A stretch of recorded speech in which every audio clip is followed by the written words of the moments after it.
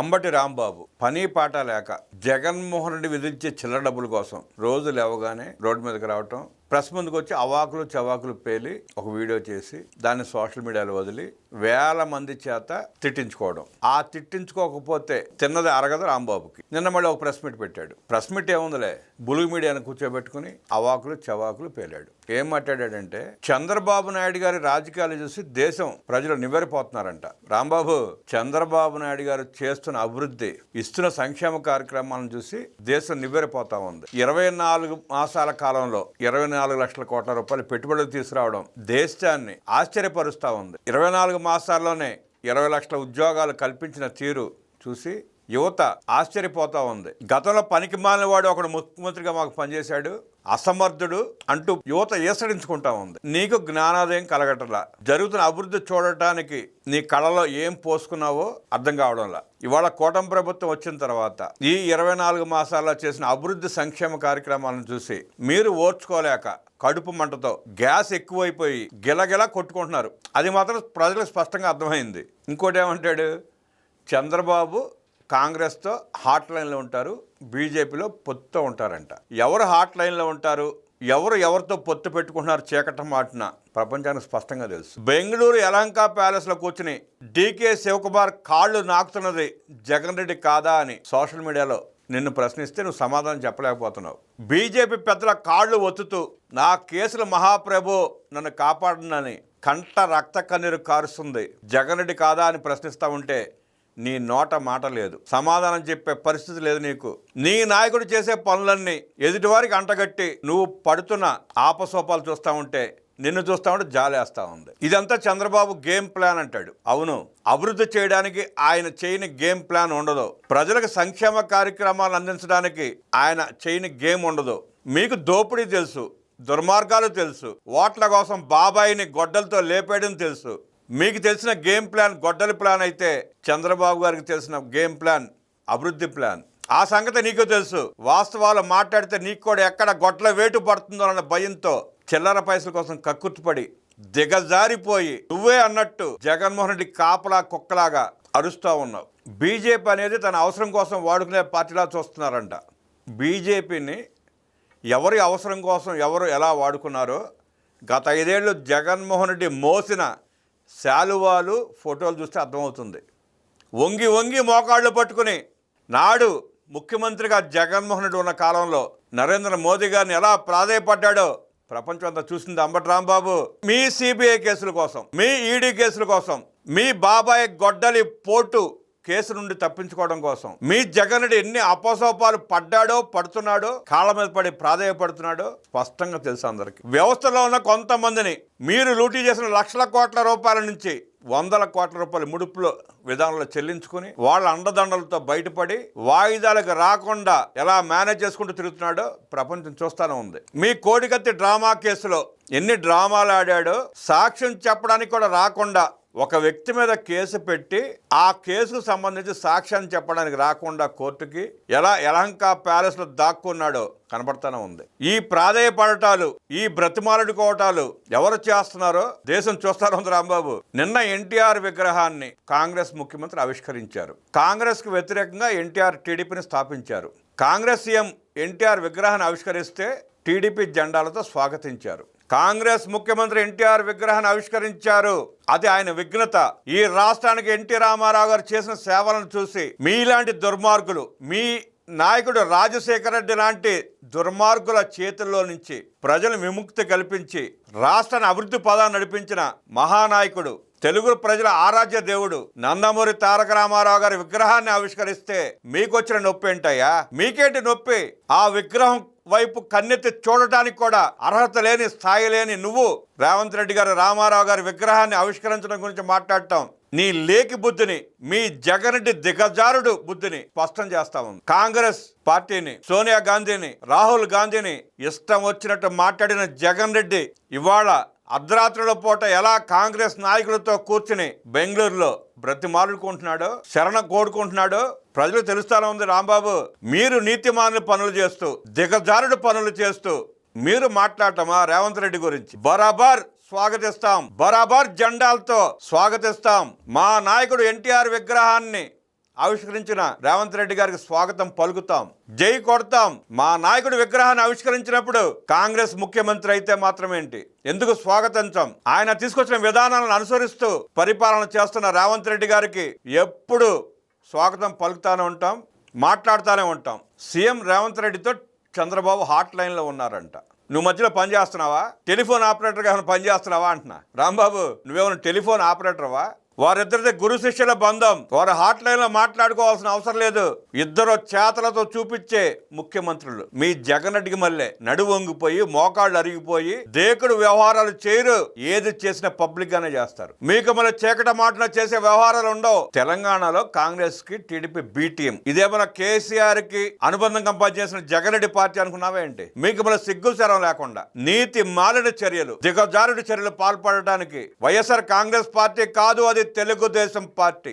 ఆత్మ గౌరవాన్ని చంపుకుని కేసీఆర్ కాళ్ల మీద పడి మీ ఆస్తులు, మీ లక్షల కోట్ల రూపాయల ఆస్తులను కాపాడుకోవటానికి మీరు ఎలా కేసీఆర్ తో కలిసి పనిచేశారో, మీ సంపదను కాపాడుకోవటానికి రాష్ట్ర సంపదను ఎలా కేసీఆర్ కి తాకట్టు పెట్టారో రెండు తెలుగు రాష్ట్రాలు ఇంకా మర్చిపోలా. కేసీఆర్ ఒక చెంప మీద కొడితే జగన్ రెడ్డిని పోలవరం ఎత్తు తగ్గించాడు. రెండో చెంప మీద కొడితే రాయలసీమ లిఫ్ట్ ఇరిగేషన్ ప్రాజెక్ట్ ని మూలన పడేశాడు. అలాంటి దుర్మార్గులు మీరు, అలాంటి నీతి మాలిన మనుషులు మీరా టీడీపీ గురించి మాట్లాడేది. తెలుగుదేశం పార్టీ ఎప్పుడు ఎవరితో పొత్తు పెట్టుకున్నా నిబద్ధతతో పనిచేస్తుంది, కలిసి ఉంటుంది. ఆ సంగతి బీజేపీకి స్పష్టంగా తెలుసు. ఆనాడు వాజ్పేయి గారి దగ్గర నుంచి నేడు ఉన్న నరేంద్ర మోదీ గారి దాకా టీడీపీ ఎప్పుడు జతకట్టిన విలువలతో కూడిన రాజకీయాలు చేస్తూ నిబద్ధతతో నమ్మకంతో పనిచేస్తుంది. విభేదిస్తే కూడా అంతేలా విభేదించి బయటకు వస్తుంది. మీకు మళ్ళీ దొంగ వేషాలు వేయటం, నక్కజిత్తుల రాజకీయాలు చేయడం, మీ అవసరాల కోసం రాష్ట్రాన్ని తాకట్టు పెట్టడం టీడీపీ చరిత్రలో లేదు. కూటమి స్పష్టంగా అభివృద్ధి పదాలు నడుస్తూ ఉంటే,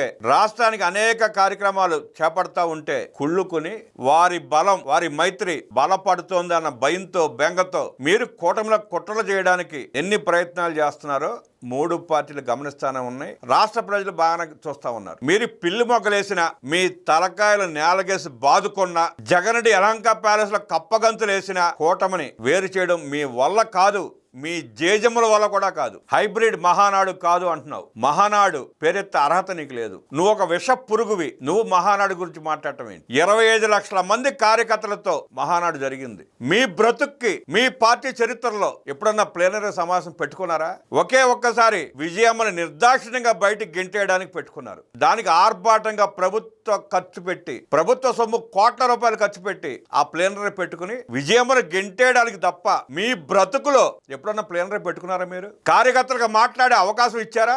నిన్నే ఒక మీడియాతో ఒక ఆయన మాట్లాడుతూ చెప్తున్నారు, మీ వైఎస్ఆర్ కాంగ్రెస్ పార్టీలో పనిచేసిన వ్యక్తి, మీ రాజశేఖర రెడ్డి దగ్గర మంత్రిగా పనిచేసిన వ్యక్తి డొక్కా మాణిక్వర ప్రసాద్ గారు. ఆయన ఎంత నిజాయితీ పరుడో, ఎలాంటి వ్యక్తో గుంటూరు జిల్లాతో పాటు రాష్ట్రానికి తెలుసు. ఆయన చెప్తుంటే ఆశ్చర్యం వేసింది. ఎమ్మెల్యేలు కూడా జగన్ రెడ్డిని కలిసి ఫోటోలు దిగడానికి 5 లక్షల నుంచి 20 లక్షల రూపాయలు వసూలు చేశారంట. మీ దుర్మార్గులు. నువ్వు జగన్ రెడ్డితో ఫోటోలు తీపిస్తా అని చెప్పి ఎన్ని లక్షలు గుంజుకున్నావో ఇంకా బయటికి రాలా. డొక్కా మాణిక్వర ప్రసాద్ గారు స్పష్టంగా చెప్పారు నిన్న, ఎమ్మెల్యేలు, ఎంపీలు, మంత్రులు కూడా జగన్ రెడ్డితో ఫోటోలు దిగాలంటే ఆ చుట్టూ ఉన్న దండుపాళ్ళ బ్యాచ్ చేతిలో డబ్బులు పెడితే గానీ పని అవ్వదంట.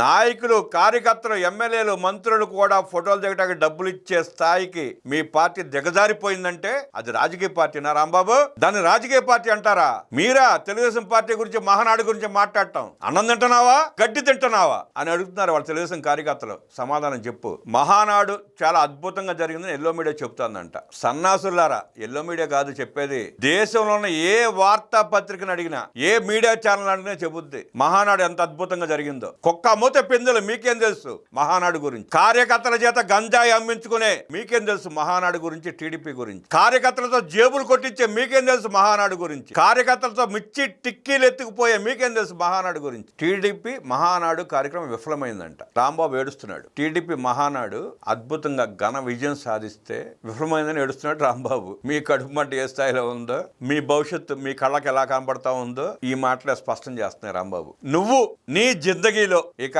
కార్పొరేటర్ గా కూడా గెలవలేవు. నీకు దమ్ముంటే, నువ్వు నాయకుడు అని నువ్వు ఫీల్ అయితే, రేపు రాబోయే కార్పొరేషన్ ఎలక్షన్ లో గుంటూరులో నీ ఇష్టం వచ్చిన కార్పొరేషన్ సీట్ తీసుకుని కొనుక్కో.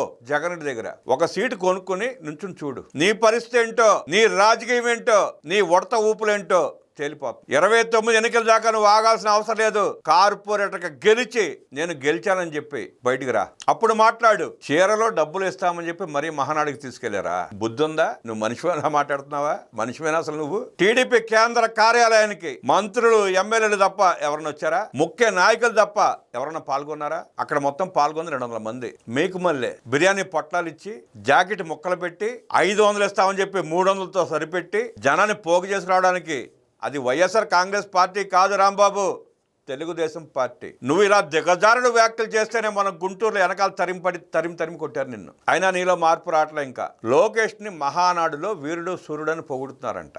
ఈయనకి బాధగా ఉందంట.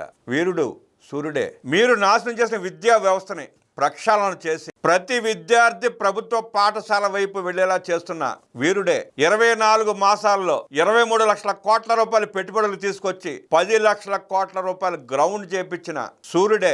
నీకు నీ నాయకుడికి పేర్లు కూడా తిరగని ప్రపంచ ప్రఖ్యాతగాంచిన కంపెనీలను తీసుకొచ్చి శంకుస్థాపన చేసిన వీరుడు సూర్యుడే. మీ దొంగల ముఠాన్ని కట్టడి చేస్తున్న ధీరుడే.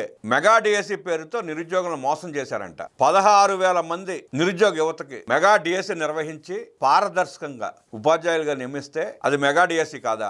మీరు దొంగ నోటిఫికేషన్ ఇచ్చినప్పుడు నువ్వు కూడా మంత్రివి అనుకుంటా. డయాఫ్రమ్ వాలంటీ ఏంటో తెలియని సన్నాసి మంత్రివి నువ్వు. పోలవరాన్ని నాశనం చేసిన సన్నాసివి నువ్వు. చేతగాని చవటవి నువ్వు. కౌరులు చెప్పి రాజకీయ పబ్బం గడుపుకునే ప్రయత్నం చేస్తున్నావు నువ్వు. పారదర్శకంగా పరీక్షలు నిర్వహించి 16,000 మందిని ఉపాధ్యాయ నియామకాలు చేపట్టి వారికి ఉద్యోగాలు కల్పిస్తే దాని గురించి మాట్లాడతారు సిగ్గు శరం లేకుండా. ఎన్నికలకు ముందు డిఎస్సి అని చెప్పి హడావుడి చేసి ఆ నిరుద్యోగ యువత ఓట్లు కొలగొట్టే ప్రయత్నం చేసి మళ్ళీ మీరే కోర్టులో కేసు వేయించుకుని సాగదీసి పారిపోయింది మీరు కాదా? ఆ నిరుద్యోగ యువతను మోసం చేసింది మీరు కాదా? ఉపాధ్యాయుల చేత బాత్రూంలో ఫోటోలు తీపించుకోవటం, సిమెంట్ పనుల దగ్గర పర్యవేక్షణకు నియమించుకోవటం చేసిన దుర్మార్గులు మీరు కాదా? ఉపాధ్యాయుల్ని బ్రాందీ షాపుల దగ్గర కాపలా నుంచే పెట్టింది మీరు కాదా? మీ దద్దమ్మలు కాదా? ఒక్కొక్క ఉపాధ్యాయుడి ట్రాన్స్ఫర్ కి 5 లక్షల రూపాయలు తీసుకున్న దరిద్రపు పాలన మీది కాదా? ఇవాళ మీరు విద్యా వ్యవస్థ గురించి ఉపాధ్యాయుల గురించి డిఎస్సి గురించి మాట్లాడుతూ ఉంటే మీ ఇంటి కాపలా కుక్కలు కూడా నవ్వుకుంటున్నాయి రాంబాబు. మీరు జగన్మోహన్ రెడ్డి దగ్గర కాపలా కుక్కలు అయితే మీ ఇంటి దగ్గర కాపలా కుక్కలు కూడా మిమ్మల్ని చూసి నవ్వుకుంటున్నాయి. మెగా డిఎస్సి నిర్వహించి ఉద్యోగాలను నియమించి సంవత్సరం అవుతా ఉంది. ఇవాళ వీళ్ళు కళ్ళు తెరిచారంట. సంవత్సరం తర్వాత ఇప్పుడు ఎందుకు కళ్ళు తెరిచారు మీరు? ఇప్పుడు ఎందుకు కళ్ళు బయటపడి మీకు? అంటే మీ జగన్మోహన్ రెడ్డి పిఏ నాగేశ్వర రెడ్డిని సిట్ విచారణ చేసి ఈడీ విచారిస్తా ఉంటే 1,000 కోట్ల రూపాయల ఆస్తులు బయటపడతా ఉంటే ఆ నాగేశ్వరరెడ్డి చంకా నాయకులు మీరందరూ ఆ విషయం బయట రాకుండా నాగేశ్వరరెడ్డిని విచారిస్తున్నారు ఈడీ వాళ్ళు. ఈ విచారణ నెక్స్ట్ జగన్ రెడ్డి దగ్గరికి వెళ్ళబోతా ఉందని తెలుసుకుని దాన్ని ప్రజల దృష్టి నుంచి మళ్లించడానికి డిఎస్సి మీద పడి ఏడుస్తున్నారు మీరు. డిఎస్సి గురించి మాట్లాడే కనీస అర్హత లేని మీరు ఇవాళ డిఎస్సి గురించి మాట్లాడుతూ ఉంటే ఉపాధ్యాయులు రెడీగా ఉన్నారు మిమ్మల్ని నిలదీయడానికి. మీ ఇల్లు చుట్టముట్టడానికి రెడీగా ఉన్నారు యువత. దొంగల్ని కాపాడుకోవడానికి, దొంగలు చేసిన దొంగతనాలు బయటికి రాకుండా ప్రజల దృష్టిని పడకుండా ఇలాంటి చెత్త వాగులు వాగి మీడియాని డైవర్ట్ చేసి మీ వక్రాక్షలో పేజీలకి పేజీలు ఈ సోది రాసుకుని కనీసం మీ పేటీఎం గాళ్ళకి కూడా ఆ వార్తలు చేరకుండా ఉండటం కోసం మీరు పడుతున్న తిప్పలు చూస్తా ఉంటే రాంబాబు మీలాంటి వాడు పడుతున్న తిప్పలు చూస్తా ఉంటే దొంగ మల్లయ్య గుర్తొస్తున్నాడు. ఆ దొంగ మల్లయ్య కూడా నీలాంటి కబుర్లు చెప్పేవాడంట. గట్టు మీద కూర్చుని కిందకి రారని 10 మంది వెళ్తే పారిపోయేవాడంట నీలాగానే. నా ఇంటిపై దాడి చేసిన వారిని ఇప్పుడు దాకా అరెస్ట్ చేయలేదు అంటున్నాడు. నీకు డయాఫ్రామ్ వాలంటీ అంటే తెలియని మంత్రి నువ్వు. నీ ఇంటి మీద నువ్వే దాడి చేయించుకుని నీ వైఎస్ఆర్ కాంగ్రెస్ పార్టీ నాయకుల చేత కార్యకర్తల చేత ఇంట్లో విధ్వంసం సృష్టించుకుని వాళ్ళని అరెస్ట్ చేయలేదంటున్నావు. నిన్ను ప్రశ్నించడానికి వచ్చిన వాళ్ళని స్టేషన్ తీసుకెళ్లి కేసు పెట్టి స్టేషన్ బయలుచ్చి వదిలేశారు. ప్రశ్నించడానికి వచ్చారనే నీ ఇంట్లో జరిగిన విధ్వంసానికి నువ్వే బాధ్యుడివని తెలిసినా నువ్వు ఇంకా బొంకుతున్నావు. ఆనాడు నీ ఇంట్లో విధ్వంసం సృష్టించింది మీ సత్తెనపల్లి వైఎస్ఆర్ కాంగ్రెస్ పార్టీ కార్యకర్తల నాయకులు కాదా అని కూడా మీ సత్తెనపల్లి వైఎస్ఆర్ కాంగ్రెస్ పార్టీ నాయకులే ప్రశ్నిస్తున్నారు రాంబాబు నిన్ను. నువ్వు ఎమ్మెల్యేగా సత్తెనపల్లి కాలంలో పనిచేసిన కాలంలో నీ దోపిడీకి కడుపు మండి నీ అరాచకాన్ని భరించలేక ఆఖరికి CMRF రిలీఫ్ ఫండ్ లో కూడా నువ్వు కమిషన్ తీసుకున్న తీరుకి మండిపడి ఆ కడుపు మండ అంతటని నీ ఇంటి మీద చూపించారు ఆ రోజు. ఆ సంగతి నీకు తెలుసు, నీ నాయకులకు తెలుసు, నీ పార్టీకి తెలుసు, పోలీసులకు కూడా తెలుసు. ఆ చిట్టా బయట పెడితే నీ తలక ఎవడ చంకలో పెట్టుకుంటావో చూసుకో, రెడీగా ఉండు. మా ఇంటి నుంచి డీజీపీ ఆఫీస్ దాకా ర్యాలీగా వెళ్తా.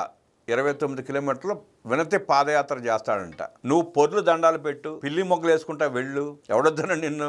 ఎండ మండుతా ఉంది, 40 డిగ్రీలు పైగా నడుస్తా ఉంది ఎండ. ముందు ఒక అంబులెన్స్, వెనకాల ఒక అంబులెన్స్ పెట్టుకో, చెవిలో దూదులు పెట్టుకో, నెత్తికి తెల్లటి గుడ్డ చుట్టుకో, మీ జగనడికి మళ్ళీ చుట్టూ పరదాలు కట్టించుకో, దేక్కుంటే వెళ్ళు. నువ్వు ఎట్టయితే మాకెందుకు అయ్యా రాంబాబు, నువ్వు ఏ మొగ్గలను వేసుకో, ఏ మొగ్గలను చూసుకో. మా టీడీపీ గురించి, మా నాయకుడు ఎన్టీఆర్ గురించి, మా మహానాడు గురించి, మా పార్టీ అధ్యక్షుడి గురించి మాట్లాడితే ఇంట్లో నుంచి బయటికి కూడా అడుగు పెట్టలేవు.